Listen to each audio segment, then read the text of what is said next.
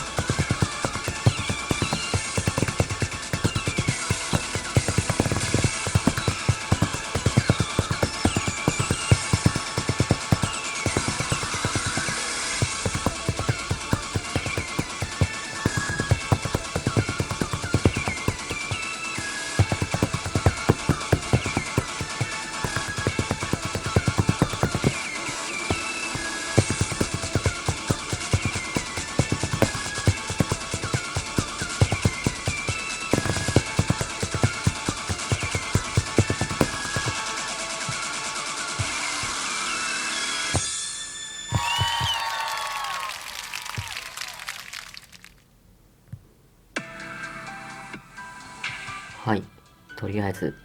1回目出ましたけど、もう 16.00 なってますね。気づいてた方いるかわかんないですけど。多分ですけど、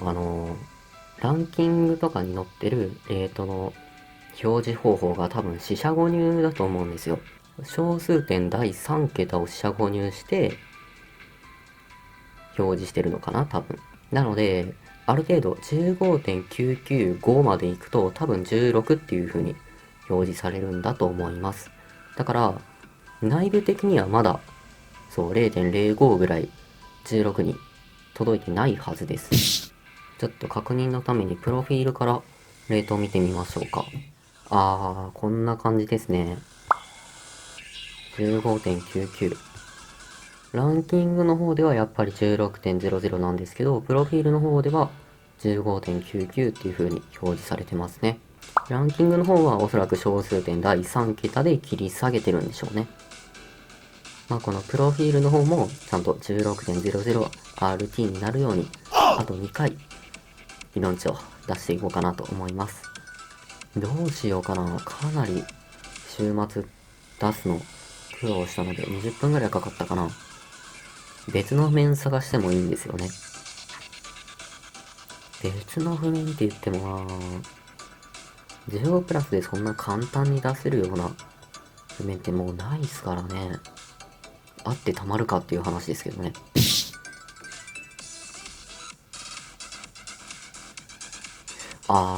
ヘブンズドア。どうだろう。週末よりは BPM も遅くて、ちょっと難しいですけど。こっちでやってみようかな。こっちやってみます。次。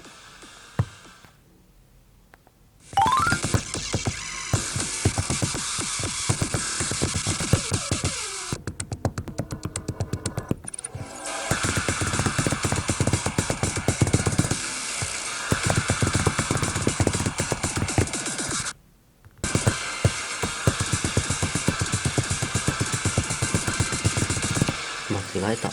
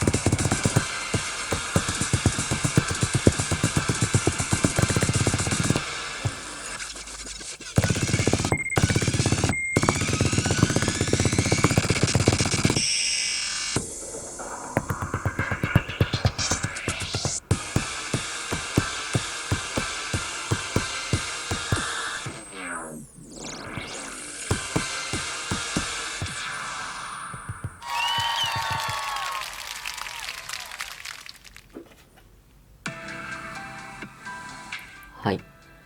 2回目の15プラスの理論値ですね。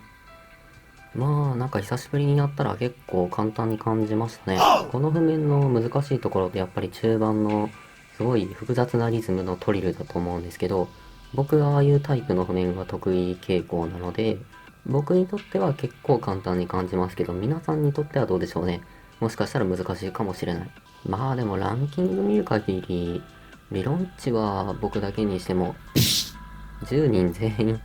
トリプル S なので、まあ簡単なのかな。どうだろう。はい、そしてあれですね。肝心のプロフィールの方も、やっぱりまだ 16.00 にはなってないですね。まだやっぱりあと一つ必要みたいですね。あと一つか。何しようかな。いや、最初本当に週末を3回するつもりだったんですけど、週末3回見せられてもね、面白くなくないですか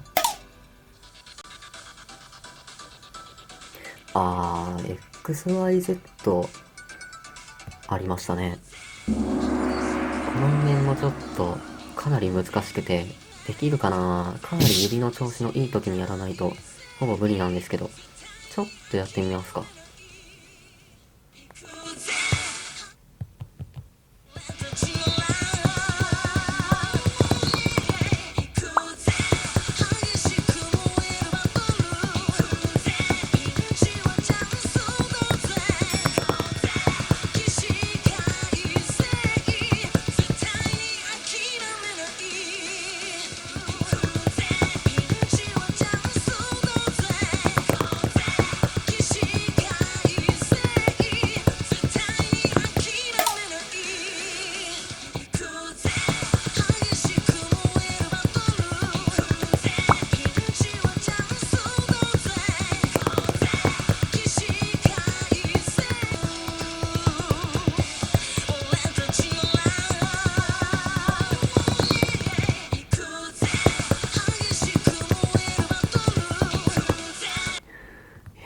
FPS よ。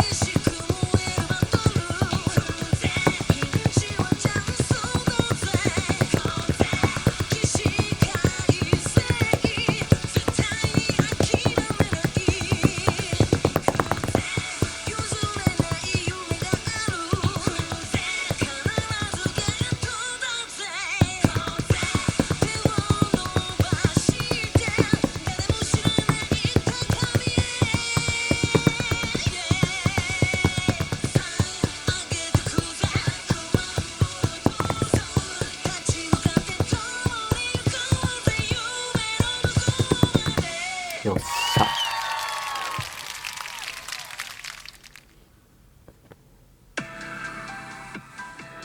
いやー、きつかった。これはもう本当に承知証明の15プラスですね。サイタスのコードネーム0とか、フリーダムダイブの表ハードとかが、もう可愛く思えるぐらいの高速物量が降ってきますね。もうこの譜面の難しいところって、その全てが同乗詞とか、全てがトリルとかじゃなくて、単押し、同乗詞、同乗詞、単押しとかっていう、途中途中で同乗詞と単押しが絡んでくる箇所があるんですよ。それをあの高速のバーの中、正確無比にさばいていくっていうのがすごい難しいですね。速さだけじゃなくて、そういうテクニックも求められるような、そんな譜面なんですよね。まあ何はともあれ、理論値出ましたね。よかったよかった。スクショ撮って確認しましょうよ。ランキングの方はもうもちろんさっきの見ましたけど、16.0。あ、これ後から16になった人の方が上に行くんですね。で、プロフィールですね。これ更新する前なんですけど、通信を更新しましょう。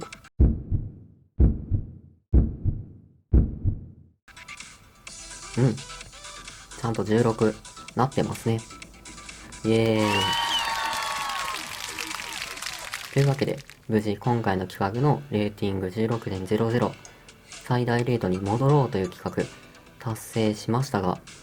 話してなかったことが一つあったと思うんですよ。この企画やるにあたって、2つお話ししたいことがありますって言って、2つ目は、動画の最後でっていうことだったんですけど、ちょっとそれについてお話しさせていただければなと思います。で、2つ目のお話っていうのが、なんでこの企画をやろうと思ったかっていう話なんですよ。で、なんでかっていうと、マジで死ぬほど、天童さん 16.00 戻らないのって聞かれるからですね。この戻るための方法の説明を動画の最初でしたと思うんですけど、あれ聞いたらわかると思うんですけど、戻ろうと思ってプレイしないと戻れないんですよ。16.00 に。単純に面倒ですし、その戻ろうと思ってプレイするの自体は楽しいですけど、それよりも、新しい譜面に自分としては普通に挑戦したいというか、まだ理論値出してない譜面で理論値を出すっていう楽しみ方をした方が僕的には楽しいので、レート16に戻ってなかったっていう感じですね。戻ったからといって別に何があるわけでもないですし、戻ってほしいっていうのも、こういうレートの仕組みを知らない人が言ってるんだとは思いますけどね。ただね、16戻ったじゃないですか、今。で、16戻ったから、次、コメントとかで言われるの、もう、何言われるかわかるんですよ、僕。絶対次、あれ、お前16にしては弱くねとか、あれ、同じ16のスキスクさんの方が強くねとか、絶対言うでしょ。もう分かってるから、それ。ですね、譜面の難しさって、スピードの速い遅いとか、だけじゃないんですよ。テクニックを必要としたり、そうですね、直近で言うと、これですね。これ151回目のオクトパストーナメントの課題曲なんですけど、めちゃめちゃリズム難しいんですよ。で、こういう風なめちゃめちゃにリズムが難しい譜面を正確無比にさばくっていうのも、もちろんプレイヤーの実力の一つですよね。あと僕はあんまり得意じゃないですけど、複数の指を使ってさばかないといけないような、プレイヤーさんが得意な感じの譜面ですね。とかも譜面の難しさの一つですし、本当に上げ出したらキリがないぐらい難しい譜面の中の難しさっていうのにはかなり種類があるんですよ。で、その種類がある中の難しさで、僕はその中でもテクニックの必要な譜面とか、リズム感が必要な譜面とかに強いプレイヤーなんですよ、僕は。その2つを武器として、今までここまで来たプレイヤーなんですよね。ただ、この2つって、めちゃめちゃスピードの速い譜面をさばけるとか、めちゃめちゃにたくさんノーツが出てくる譜面をさばけるとかっていう実力に対して、あまり見栄えのする技術ではないんですよね。見栄えもそうですし、あまり具体的にどういう力なのか、あまり理解してもらえないんですよ。つまり何が言いたいかというと、僕は、その、テクニカルなチャートとか、リズム感が大切なチャートで強いプレイヤーなので、その他のプレイヤー、めちゃめちゃスピードの速い譜面が得意だとか、めちゃめちゃノーツが出てくる譜面が得意だとかいうプレイヤーと僕と比べて、あれこっちの人の方がレート低いけど上手くねっていうのって、ちょっとずれてると思うんですよ、論点が。なので、僕の実力の元となる部分、テクニックについてはそうですね、来切りとか、カタストロフとかの動画見てもらったらテクニックとは何ぞやっていうのがわかると思いますし、リズム感っていうのは多分この動画見てくれたらわかると思います。僕の実力の元となる技術っていうのはこういうタイプの譜面が得意なんだなっていうのを理解していただいて、その理解していただいた上でリクエストとかコメントをしてくれると嬉しいなっていうお話ですね。正直な話、どこかなあるかな。あ、そう、これ。こういう譜面みたいに、とにかく速い。とにかくノーツがたくさん出てくるみたいな譜面をリクエストされまくってて、正直も飽き飽きしているというか、うんざりしてるんですよ。もうこの際はっきり言いますけど、こういうタイプの譜面は他の皆さんの方がうまいです。ゲート13とか14あたりの人の方がもしかしたらもう僕よりうまいかもしれない。もうその人たちに頼んでください。もう僕は無理です。もうはっきり言っときます。はい、じゃあまあ今回は無事レート理論値に戻れたということで、大事な話もできましたし、今回の動画は終わりとしましょうか。ちょっと読み込みされないですけど、なんでだろう。読み込みされましたね。よし、それじゃぜひチャンネル登録、高評価の方よろしくお願いします。それじゃまた次回の動画でお会いしましょう。バイバイ。